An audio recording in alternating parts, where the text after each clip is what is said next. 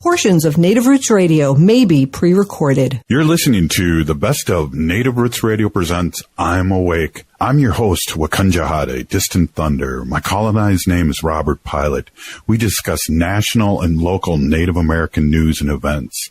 As we all know, Native issues are human issues, and human issues are Native issues. It's a good day to be indigenous. Get up, stand up. They are going to become more brutal. Because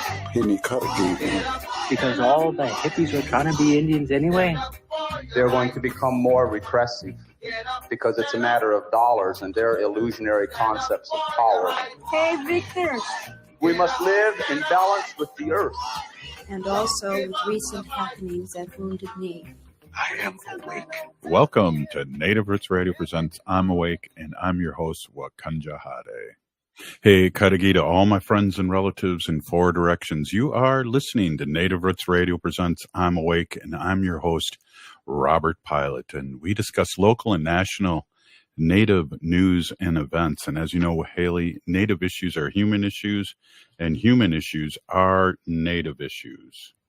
They are, Robert. This episode of Native Roots Radio is presented in partnership with Little Moments Count. Little Moments Count is a statewide collaborative focused on helping parents and caregivers learn about the importance of brain development in the first 3 years of life. Yes. And we are honored to have Dr. Zimmerman on again. And we had an awesome show a few months ago, and I'm really excited to have Dr. Zimmerman back on. And I just want to say that she's a co-principal investigator and senior director of policy and programs at the National Native Children's Trauma Center, NNCTC. She's also a former tribal senior policy advisor at the OJJDP, Office of Juvenile Justice and Delinquency Prevention. Welcome, Doctor. So good to see you again. Nice to see you too. Thank you for having me back. Well, let's get into it. We have a lot of issues to talk about here, and we talk a little bit about we talk a lot about trauma, and we talk a lot about in Indian country how our families have been affected by it, whether it's boarding school, which I read recently that everybody has been affected by boarding school that's Native American, right. One way or another, and but also the healing. And I think that's what we'd really like to talk about with you is all the great work you're doing with the healing with our children, and just the positive things that are happening. And let's talk a little bit about that today. Okay. Well, I have. Go ahead. Sorry about that. I have a quick question. As a co-principal investigator at the National Native Children's Trauma Center, could you share some insights into specific challenges faced by Native American children and families regarding positive childhood experiences and adverse childhood experiences? Sure. So just a quick reminder about the adverse childhood experiences study that got the conversation going in the late 90s, talking about the impact of adverse experiences on well-being in early childhood, on well-being throughout the lifespan. And so the work that we do is trying to intervene from 0 to 18. And the work that we do is very much about identifying trauma. Not because if everything is trauma, then nothing's trauma. So being able to, how do we identify those children and youth and adults who are being impacted by their trauma histories? The other is to be able to identify or understand the impact on child development, on adolescent development, and even into adulthood as we age. The impact on relationships and the ability to, for instance, gain friends or maintain friends, the ability to engage in and sustain a romantic, loving relationship, the impacts of parenting for a parent whose has a trauma history and who is struggling to parent and doesn't know why. So we're looking at those negative impacts, but also it's not a life sentence. We know that we can heal from trauma.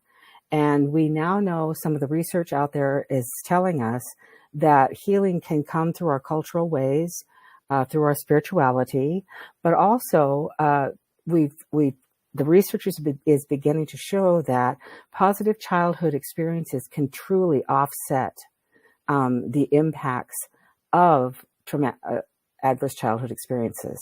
So it's important to really pay attention to that, and it makes it community-wide. We've all heard the saying, "It takes a village to raise a child." Well, all of us can play a role in the healing of our individual family members, our families, and our communities, and that's really the great news. Positive childhood experiences are experiences in childhood that really build a child's sense of belonging or connection. And that's really what trauma does. It really disrupts connection. It disrupts attachment. It disrupts relationships. And that's a big piece of how we build resilience in children. And it's really about building those connections, prioritizing relationships. What does that look like?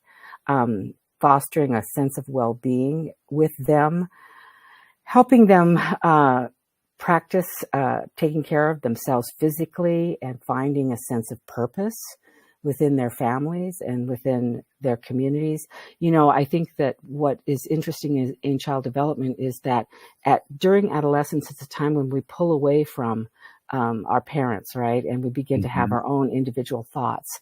We begin to become our own person. Well, in tribal communities or communities that indigenous communities that have a collective way of being, we are pulling away, but we're not just stepping away, but we're stepping into our role, the role that we'll play in our family, the role that we'll play in our communities. And so that it gives us a sense of purpose, and that really builds resilience with our kids. And it helps them find and move towards their goals, and gives them opportunities for some self-discovery. So I have a question.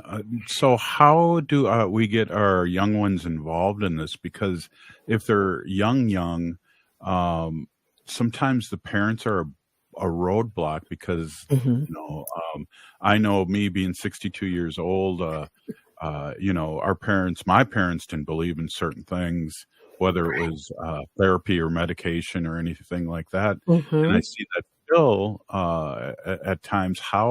How do we reach, and how do they reach that place where they can get help for their children? Sure. So just knowing that it may not necessarily have to be a long-term therapeutic method that's used, although that can be very helpful. We like to say at the Trauma Center that relationship is really the evidence-based treatment model for all trauma, healthy, connected relationships. So, for instance, if you think of the early childhood programs in your communities, whether that's Early Head Start or you're funded through ACF to provide 0 to 3, that's identifying those people in the community that can help that 0 to 3-year-old develop in a loving, nurturing, safe environment where they feel not just physically safe, but psychologically safe. And again, as they age Head Start, and then developing those relationships with schools, is particularly in high school, where there's a necessary need to feel connected, and helping those adults understand how important they are and how important their roles are in the lives of children 0 to 18. As they get older, helping the youth identify at least 2 people outside of their families that, they feel gives a care about them. That could be a Boy Scout leader. It could be a coach. It could be an English teacher. It could be their Uncle Bernie or the Auntie Sarah, anybody that, just helps them feel, and then helping them grow as good friends themselves, being able to be good friends to their friends, and being able to identify good friends is a good start. Perfect. Hey, this is Native Roots Radio, and we're here with Dr. Zimmerman. who's the co-principal investigator and senior director of policy and programs at the National Native Children's Trauma Center. We're going to come right back here and talk a little bit more. And I want to kind of ask a little bit about what happens sometimes to our young ones that check out maybe puberty time or 12 or 13 years old. It seems like they really get maybe in touch with their feelings and of their trauma and things like that. So maybe we can talk a little bit about that when we come back. Okay, sounds great. Right. Hey, you're listening to Native Roots Radio Presents I'm Awake. Stay with us.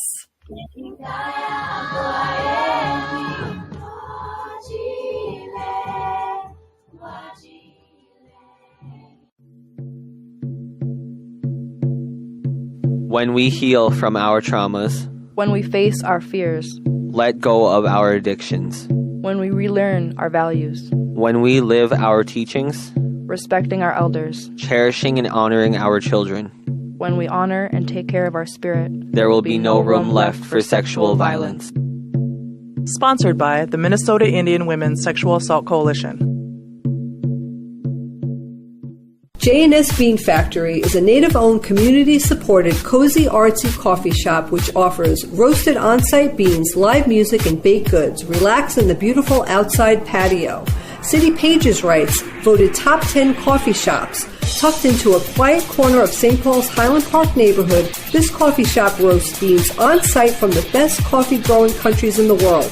Located at 1518 Randolph Avenue, St. Paul. The good stuff. Back to school season is here. And while this is an exciting time for parents, kids, and educators, let's not forget how far we've come in our battle against COVID-19. We're in a better place, but COVID-19 is still here, and we need to continue to help protect our communities.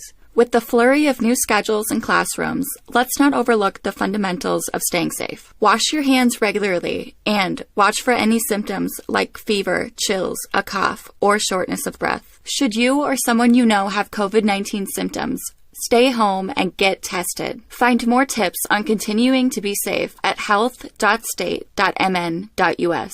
Let's have this back-to-school season be a time of renewed commitment to our collective health and brighter future for our Native communities. Again, find more tips on continuing to be safe at health.state.mn.us. This message is brought to you in partnership with the Minnesota Department of Health. You work hard for every cent you make. You have bills and you have goals. Choose a bank that's going to support you along the way. That's Fair Financial Banking. No overdraft fees, no minimum balance. No credit score required. Call 651-262-2173 to talk to a Fair Financial enroller to open your account today. Keep more of your money. That's fair. Fairfinancial.org. FAIR is a program of Prepare Plus Prosper, a nonprofit organization and is not a bank. Banking services are provided by Sunrise Banks N.A., member FDIC. Minnesota has the only original wolf population in the continental United States. And 80% of Minnesotans believe the wolf should be protected. Howling for Wolves is asking Minnesotans to respect our true wildlife manager, the wolf. Their survival is critical to our ecosystems, our communities, and even our economy. As highly intelligent animals with strong social bonds, Minnesota wolves deserve to be protected and admired. Learn more at howlingforwolves.org. Let's live and let howl.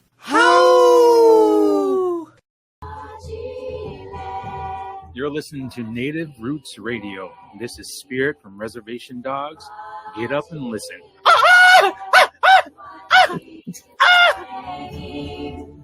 Welcome back to Native Roots Radio Presents I'm Awake, and this is Robert Pilot. This episode of Native Roots Radio is presented in partnership with Little Moments Count. Hey, Robert, did you know that nearly 80% of brain growth happens in the first 1,000 days? And small moments of interaction like talking, playing, reading, and singing help create the pathways that build a child's brain during this early stage of life? No, I didn't, but I just read that here too. That's awesome. Yes, and you can find more information at littlemomentscount.org.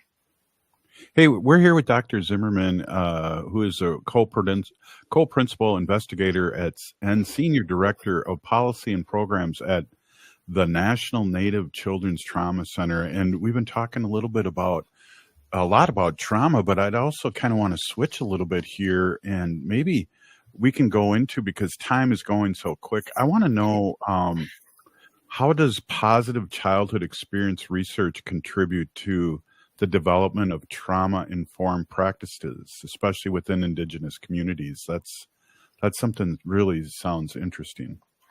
Well, I might sound like I'm talking in circles, but let me begin. So we have known that our culture has played a role in our healing for centuries, right? And so I can remember talking with tribal leaders who would say to federal funders or state funders, why don't you let us do what we know to do to heal?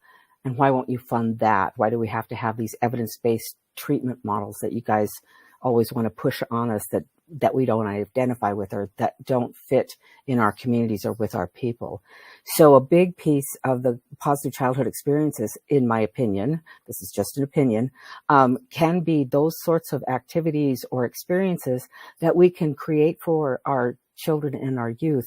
Everything from helping our children get their spirit name or their Indian name, the tribal name, teaching them the tribal ways of connecting to the spiritual world and how to pray for, even like learning how to smudge, if that's the cultural ways of your tribe, learning how to reach out to elders or spiritual leaders or cultural teachers in a respectful way.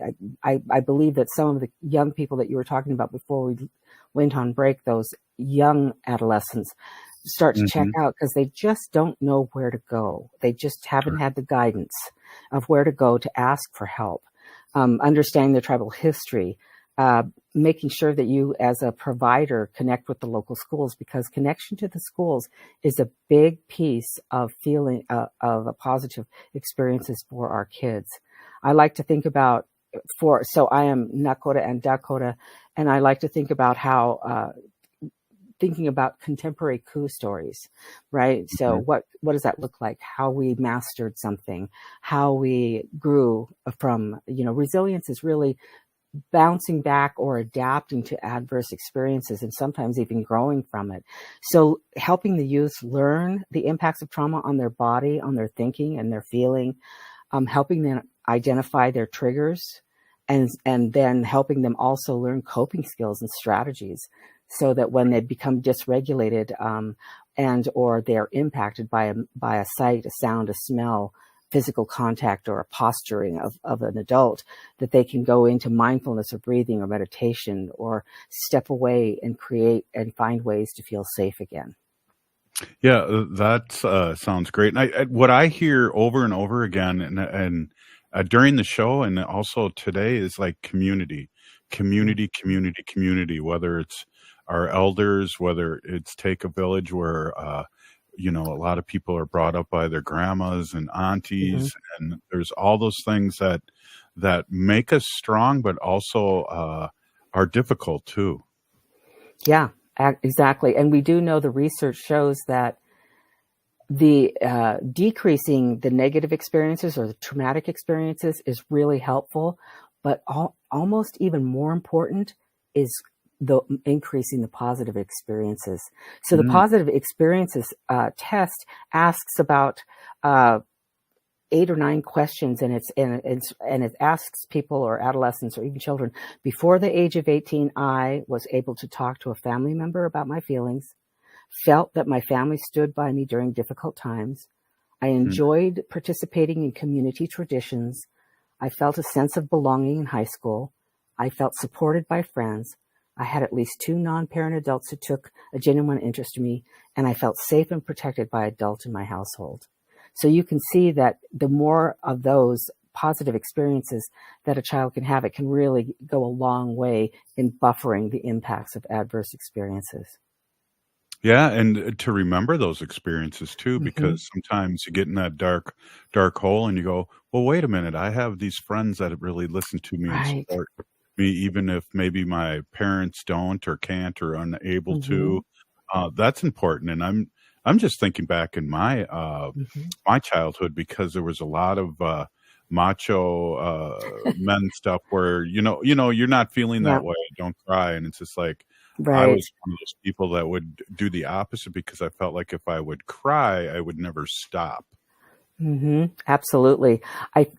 And wherever, and we can find, I mean, it's just, again, relationship, really being connected with someone that cares about what you think, feel, and also creating a safe place for children, whether that's a school room or a playground or your grandma's house, just knowing not just that they're physically safe, but psychologically safe. Right. In my experience, too, as a former high school teacher, too, with these small communities and with having an all-native homeroom and things like that, if you're there and consistent, the walls will be broken down. Absolutely. Absolutely. I think that's another, a key thing for people that are working with children, youth, or even adults, depending on what capacity you're working is to remember that that you are safe, and thoughtful, caring person, but that person the person that you're working with, that child or youth, doesn't know that. And so some of their behaviors can be off-putting, and some of their behaviors can be really challenging, but they don't know that, and they have to test that. They have to make sure that they're safe in your presence. Right. And they do test, let me tell you. Yes, they do. I got to tell you a quick story, and sure. Really quick.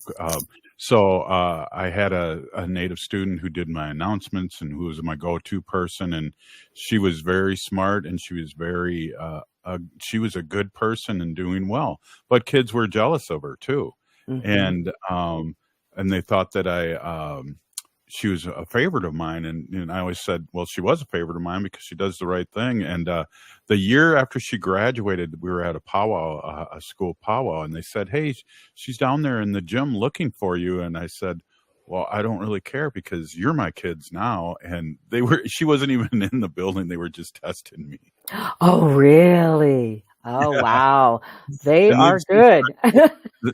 And they've since graduated, and I've been to their graduations and reminded them of that story. And all I got back was a big smile, like, yes, you caught us, or whatever, because it was funny. Because that's the way it is. It's like, being a teacher for 30 years, knowing that you have to meet people where they're at. And absolutely. Sometimes it's difficult to know where they're at. Absolutely. Which is what we talked about in the earlier presentation, of understanding what the function of the behavior is that's happening in front of you with that child, that youth, that student, that patient, that client, and really understanding that it may be based in trauma, and it's to not take it personally and to learn how to create safety in your presence. We're winding down here, and I always feel really good about our conversation, and I'm sure our audience is really interested in but looking ahead, what are some of the key priorities and the future directions of this field of trauma-informed care? I really do believe that the positive childhood experiences is going to gain a lot of traction, mostly because we can intervene in the life of a child or a youth with very, very, it's low cost, high impact, just by developing strong relationships. I think that's going to be a big piece of the conversation, and really understanding the epigenetics of trauma is probably going to be something that we learn a lot more about, so that I know I think a lot about why my people struggle with diabetes or chronic obstructive pulmonary disease when they've never smoked, those sorts of things. I really do think that some of our chronic diseases in our tribal communities are directly related to the epigenetics of trauma. Absolutely. And then we only got a little bit of time left here, but I want to leave us with that it's community, and we need to listen to everybody in our youth. And when they do say something, listen to them, right, Doctor? That's right. They know what they're experiencing, and if you let them tell you the truth, they will. Yeah, definitely. Well, I hopefully we can make this a every couple month thing, because this was too quick and too fun. I hope you appreciate us on here as much as we appreciate you, because this is amazing information that not only our Native communities should listen to, but all our listeners out there, because trauma is involved in everything, but we're really focusing on the great work that you're doing, and I really appreciate you being on, Dr. Zimmerman. Okay, well, thank you so much for another invitation. All right, cool. Hey, this is Native Roots Radio. Up next, Bob Blake from Red Lake. Oh, I like to say that. With the Solar Bear with the Solar News. You're listening to Native Roots Radio.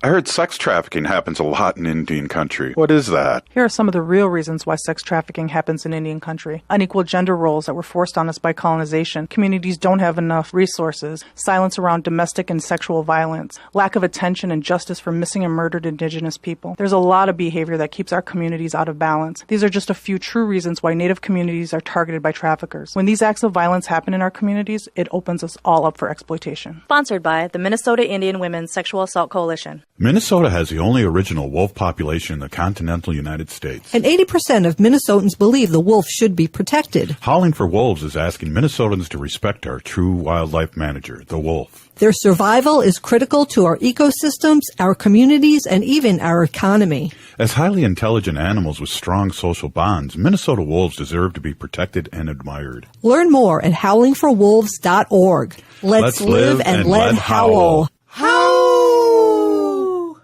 Minnesotans age 65 plus might qualify for Health Partners Minnesota Senior Health Options. The plan includes personal support, coverage for medical, prescription drugs, and dental, plus over 30 extra benefits. Eligibility information is available at healthpartners.com/oneplan. Health Partners is a health plan that contracts with both Medicare and the Minnesota Medical Assistance Medicaid program to provide benefits of both programs to enrollees. Enrollment in Health Partners depends on contract renewal. You work hard for every cent you make. You have bills and you have goals. Choose a bank that's going to support you along the way. That's Fair Financial Banking. No overdraft fees, no minimum balance. No credit score required. Call 651-262-2173 to talk to a Fair Financial enroller to open your account today. Keep more of your money. That's fair. Fairfinancial.org. Fair is a program of Prepare Plus Prosper, a nonprofit organization, and is not a bank. Banking services are provided by Sunrise Banks N.A., member FDIC.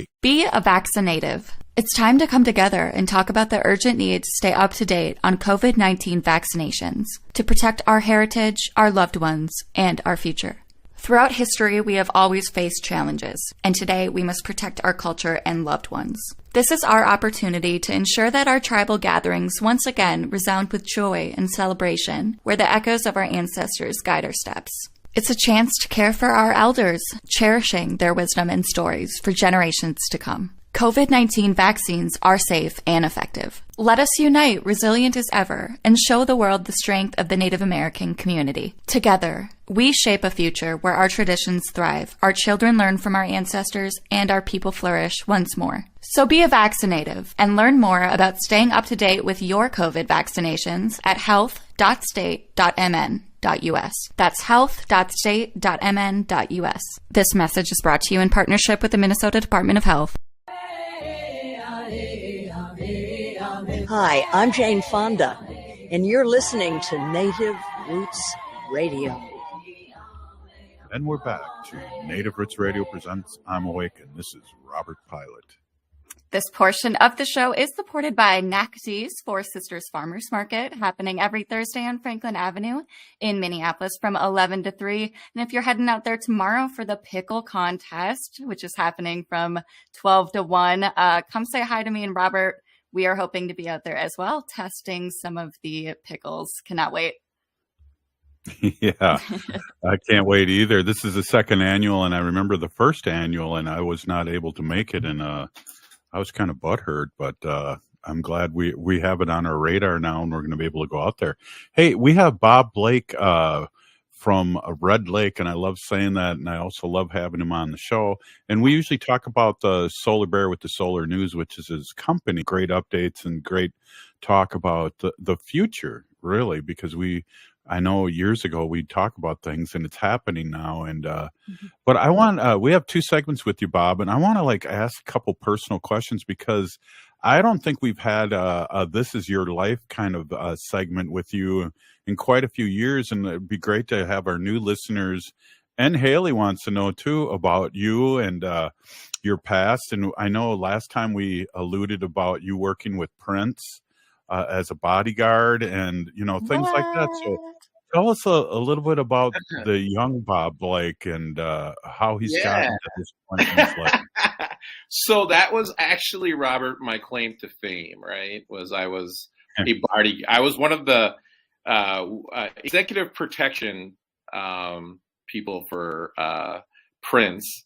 And, I started working downtown Minneapolis at a place called the Quest nightclub. It was actually Glam Slam at the time. And it was switching over to the Quest nightclub and was owned by a guy named Gilbert Davidson. And the interesting story on Gilbert was he was the guy who helped Prince negotiate the Purple Rain album, basically. Wow. And Prince gave Gilbert I think it was like a 1% Gilbert. If you're out there, anybody knows Gilbert, I'm sure Gilbert could tell you what the percentage was. But he got 1% of the royalties or something. And it was an astronomical amount of money. Yeah. And so, and Gilbert is just the best guy in the world.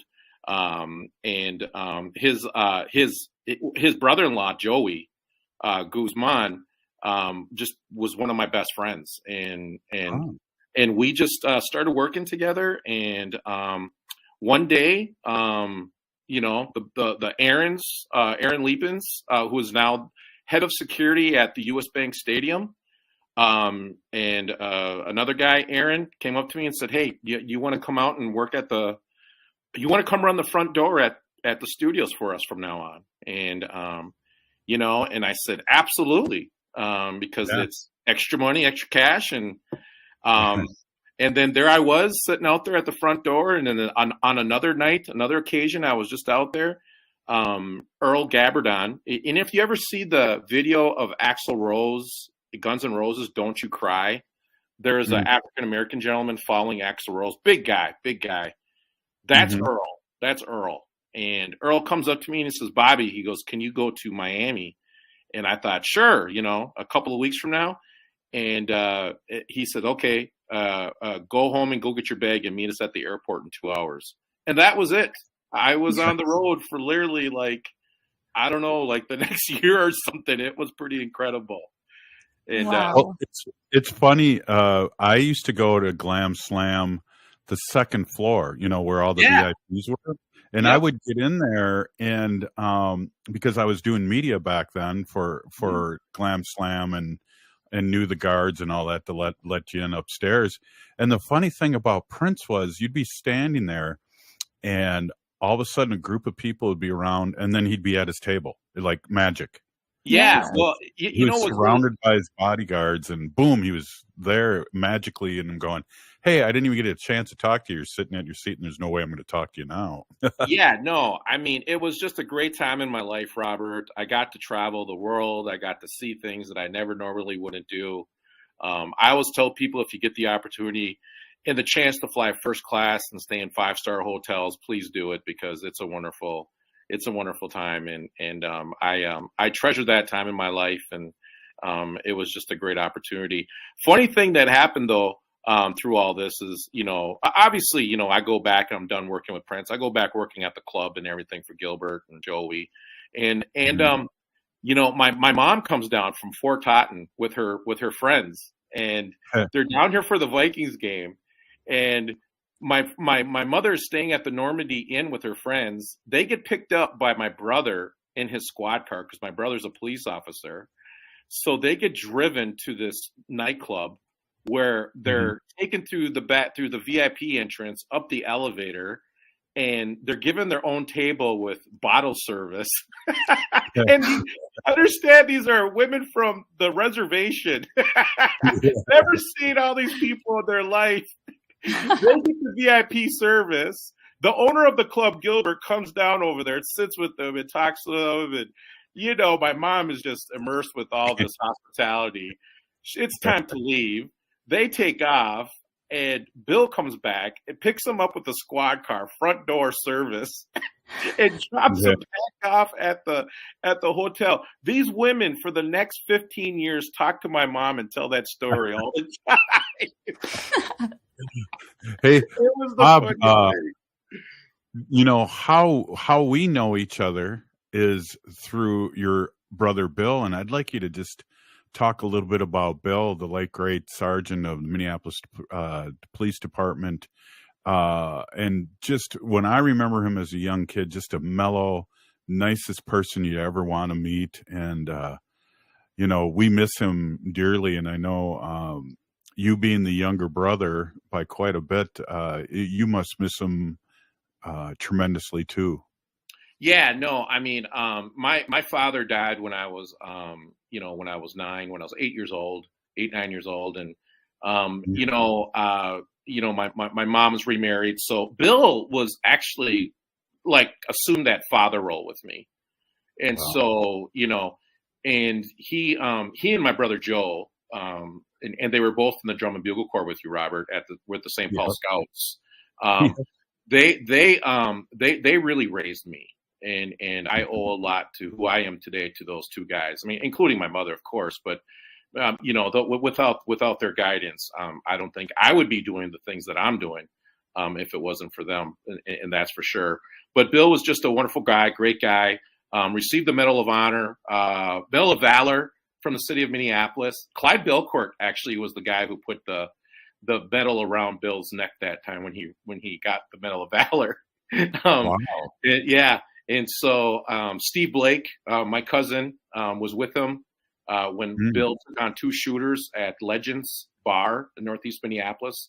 Some guys came in to rob it, and Bill had a shootout with them in the middle of the bar during lunch. You can't write this. You can't write this. Every news station was talking about it. It was incredible.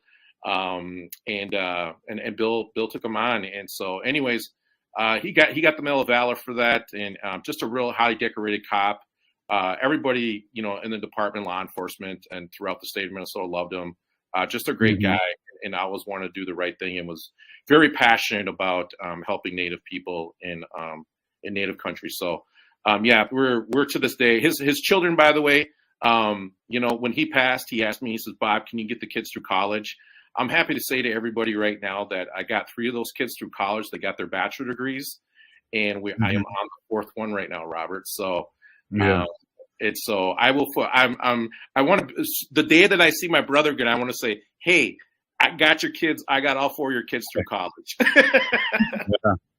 Well, I remember we used to have Hennepin County Sheriff on the show, and when he realized who you were, he was just blown away because of the legend of your true legend that your brother was and is in the law enforcement community. Oh yeah, I mean, my brother, my brother took a lot of heat sometimes, because he advocated for BIPOC issues, so to speak, and he spoke up a lot about a lot of things that I think we saw transpired.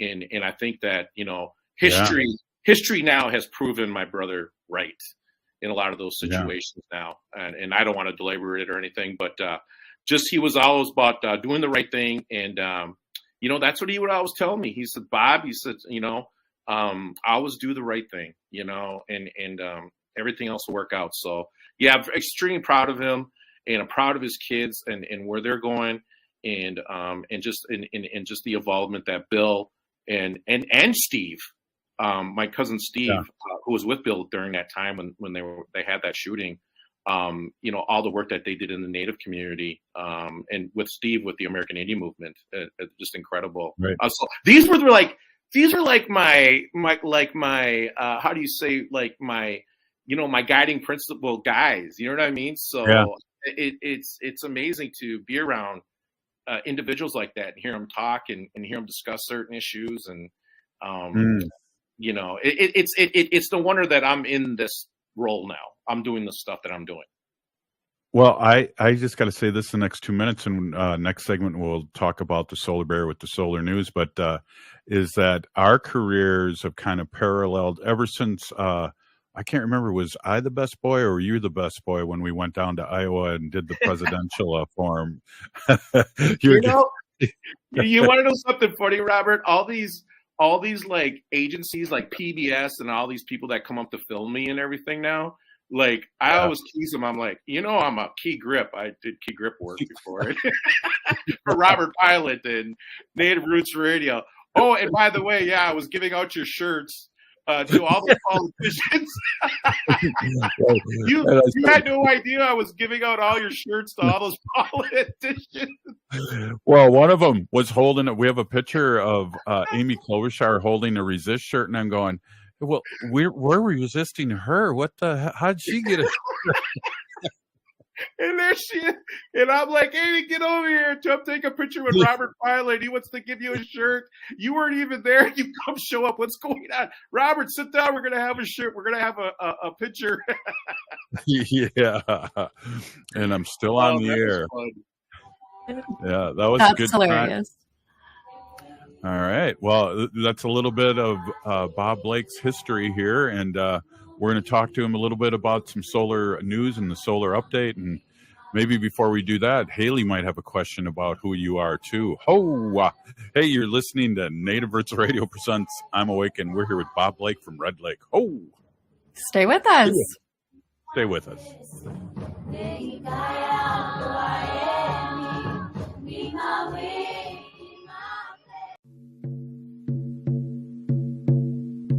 When we heal from our traumas, When we face our fears, let go of our addictions, when we relearn our values, when we live our teachings, respecting our elders, cherishing and honoring our children, when we honor and take care of our spirit, there will be no room left for sexual violence.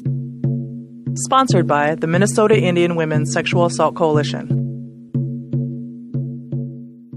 J&S Bean Factory is a native-owned, community-supported, cozy, artsy coffee shop which offers roasted on-site beans, live music, and baked goods. Relax in the beautiful outside patio.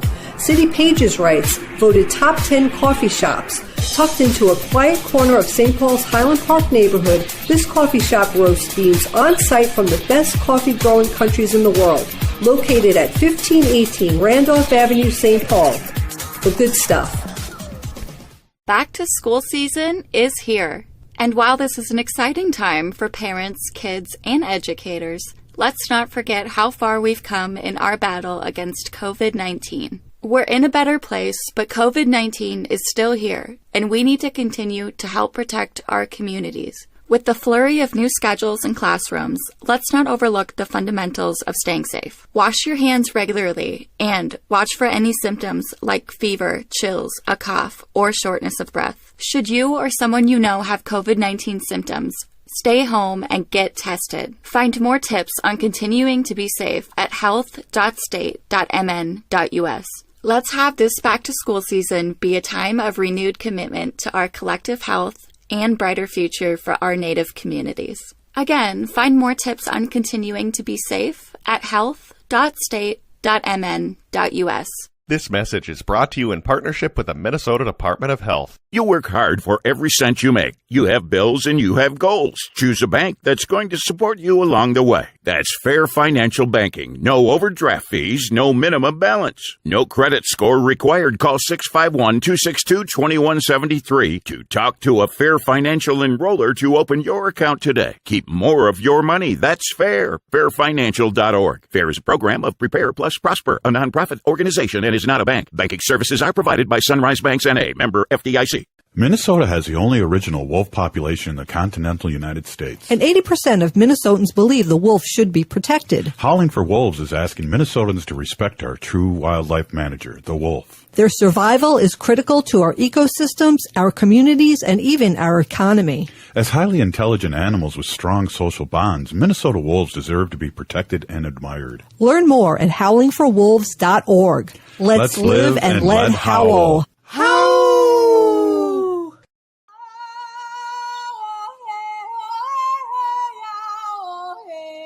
This is Leonard Peltier.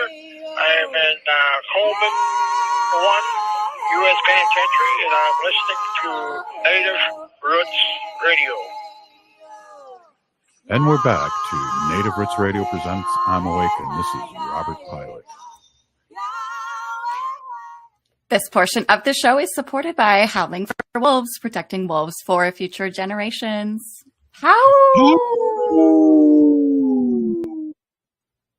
Well, Haley has been producing this show, and very well, Bob, for since May or June. It's been a long time. Doing a great job, and she doesn't know as much about how you and I know each other or what you are all about. And I'm going to give Haley a quick opportunity to ask you a question before we get into the solar news with the Solar Bear. Well, Pina Gigi, thank you, Dega. Thanks, Bob. I've gotten to know you quite a bit on our Wednesdays, and I really enjoy all of our conversations. But thanks for sharing all of that about you. I had no idea. I'm a huge fan of Prince. So my question, I guess, all of the stories that I've heard about Prince, he was a magician. I mean, the guy just completely would disappear from events and people would try to get pictures with him. So, I mean, he must have had an extremely talented crew of bodyguards. I mean, because how did you guys do it? Yeah. How did he escape all those events? Well, I mean, when you're like I would get the job to go advance a club, right, or advance, an arena, wherever he was performing, right. So I would be sent out to go advance, and so that's what we call it. You go scout the location out, right. And one of the things that you're looking for is you're looking for a second and third extraction point, or you're looking for a second and third escape route. Okay. And so you have your first, you have your second, you have your third. And so, each one of those areas, you want to be able to, so if one area is blocked or one area is, you can't get him out of there, you want to go to the second part and, or third. And you want the guy that's with him, who was usually Aaron at the time, let him know exactly which way to take him. You know what I mean? And so, that's really how we did it. And, we used a lot of, let's see, Mr. Kruskovsky from Russia is in room 281. Well, that was Prince. Prince was in room 281, but his alias was Ivan Kruskovsky. You know what I mean? Sure. we always had like, these cool names that we would use for, these different areas, because see, everything went through me. So I would order his food. He would like say, hey, go pick up the clothes, or whatever. They'd go shopping. I mean, and they would go shopping for like, $30,000 jackets, or it was ridiculous, like right. I could buy like 1 million jackets with the price they're paying for these things. Exactly. But like, and I was picking up, and I'm here to pick up, Mr. Suarez is, you really would just switch these names around. So, it's always things like that we would do, right? Yeah. And then we'd always like, try to have it moving too. So like, say if we started at one angle of the store and say he wanted to walk through the other angle of the store, we'd say, well, pick up on the other side of the, area so he can just walk out. You know what I mean?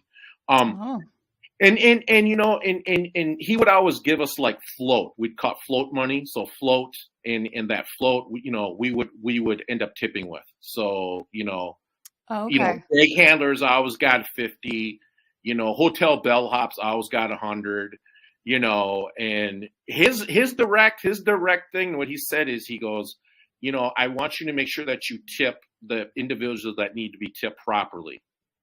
Yeah.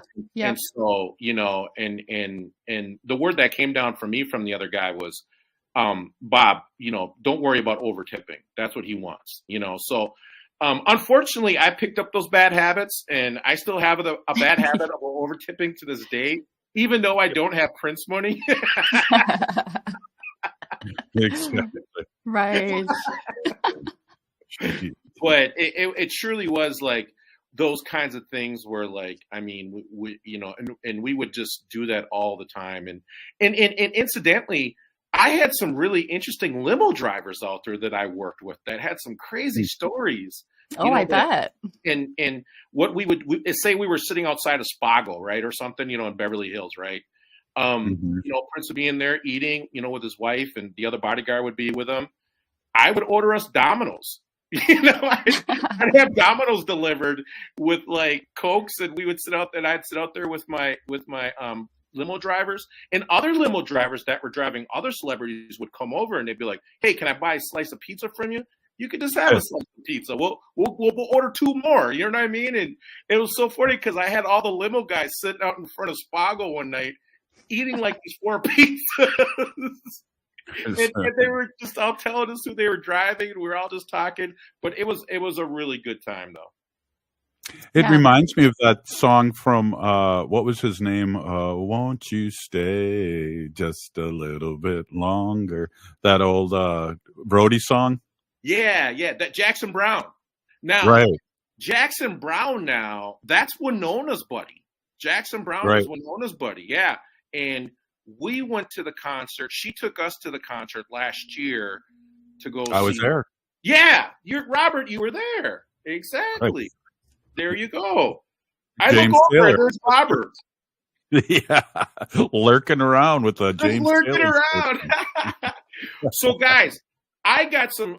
I'll finish up here. I got some great statistics here from the solar news here, some solar data right here, and I just want to rattle off some metrics here. People that are currently employed by the solar industry. 263,883 people across the United States. And this is growing every year. Today, over 5% of U.S. electricity comes from solar energy, almost 11 times its share a decade ago. So that's incredible. The number of solar businesses in the U.S. now are 10,000 plus. 10,000 plus solar businesses are across this country. The top corporate solar users are Meta, Amazon, Apple, Walmart, Microsoft, and get this, guys, Target and Cargill, 2 Minnesota companies. Wow. Kaiser, Anheuser-Busch, and Evance North America. There is 500 gigawatts of new solar capacity will be installed over the next 10 years. Now, I want you guys to all think about this. Think about everything that's been installed to this time.